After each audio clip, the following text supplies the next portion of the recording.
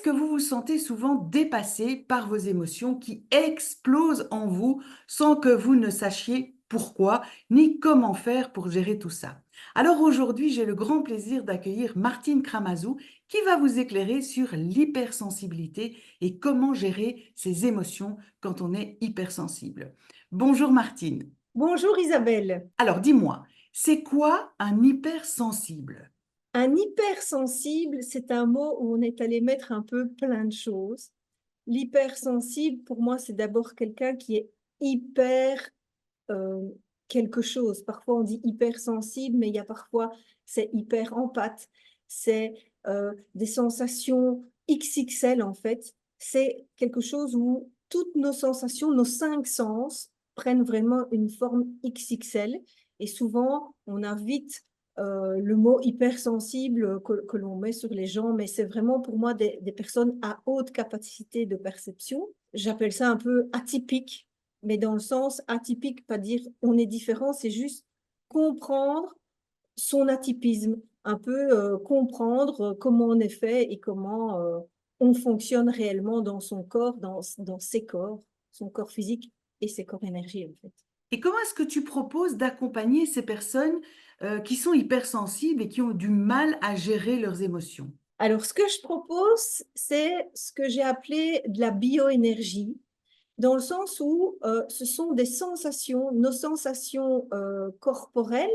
Il y a un flux énergétique qui nous traverse et la compréhension de ces mouvements énergétiques nous donne beaucoup en général de réponses à des choses que l'on perçoit, que l'on ressent en fait. Et une fois qu'on commence à mettre des mots sur les ressentis, que les gens se reconnaissent leurs ressentis, ils se sentent reconnus. Et de cette reconnaissance, en fait, pouf, tout prend sens dans leur vie. Tout ce qui pensait être ennuyant, dysfonctionnant, prend un sens en se disant, oh, ben oui, c'est ça en fait. Donc voilà. Et ça consiste en quoi exactement? C'est justement de comprendre, donc je vais dire, comment revenir dans son corps. C'est qu'est-ce qui fait qu'on est souvent à l'extérieur de notre corps? C'est quand vraiment notre attention, notre esprit, en fait, est à l'extérieur de nous.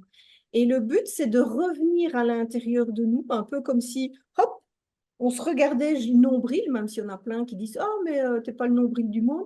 Mais vraiment, cette introspection de dire «Tiens, comment je me sens?» et vraiment avoir cette lecture de nous pour une meilleure compréhension et vraiment une compréhension de ce qu'on est profondément. Et peut-être aussi, ça je le sais parce que moi aussi je suis hypersensible, peut-être aussi faire de cette hypersensibilité une force plutôt qu'une faiblesse. Exactement, je dis toujours aux gens, vous n'êtes pas, vous n'avez pas de tard, vous avez juste des dons.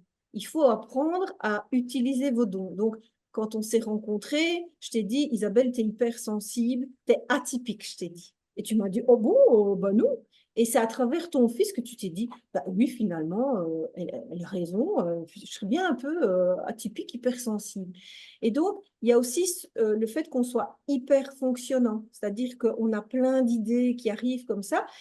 Et c'est ce qui fait que comment je le sais, je ne peux pas dire comment je le sais. Je le sais, je le sens en fait. Quand je rencontre quelqu'un qui est, dans mon jargon, atypique, hyper quelque chose, je le sens. Et du coup, il y a vraiment cette connexion comme un langage commun toutes les deux, quoi. Et pourquoi est-ce qu'on viendrait chez toi? Pourquoi est-ce qu'on demanderait, pourquoi est-ce qu'on ferait appel à tes services plutôt qu'au service de quelqu'un d'autre pour notre hypersensibilité et la gestion de nos émotions? Mais justement parce que je suis moi-même hyper sensible, mais aussi hyper empathe.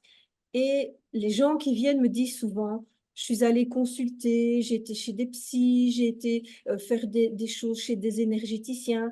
Et ils ont toujours une réponse, mais il y a toujours une espèce de petit manque comme ça, un manque de compréhension vraiment profonde de ce qu'ils sont. Et je vois que souvent ils me disent, c'est ça, c'est cette connaissance de la bioénergie, de rentrer à l'intérieur de soi, d'aller sentir les moindres micro-mouvements énergétiques, prend du sens. Et c'est vraiment ça que j'apporte, c'est des mouvements, ce que j'ai appelé l'omnéologie. Donc, c'est homme nouveau, enfin, c'est l'homme, néo pour tout ce qui est nouveau, et logie, logos, le langage. En fait, c'est vraiment un nouveau langage. Moi, je dis toujours pour l'homme de demain, c'est vraiment la nouvelle génération qui ils sont là en train de nous pousser à ce nouveau langage. Et ben, quand on est atypique, hyper quelque chose, c'est vraiment un langage inné, en fait, qu'on a un peu oublié, mais c'est vraiment inné en nous, quoi. Merci beaucoup, Martine. Je vous invite à aller lire l'article de blog de Martine dans les Galeries du Mieux-être pour plus de pépites sur l'hypersensibilité et l'omnéologie.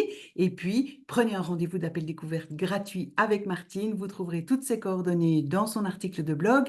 Je vous dis à bientôt pour d'autres interviews. Ciao, ciao.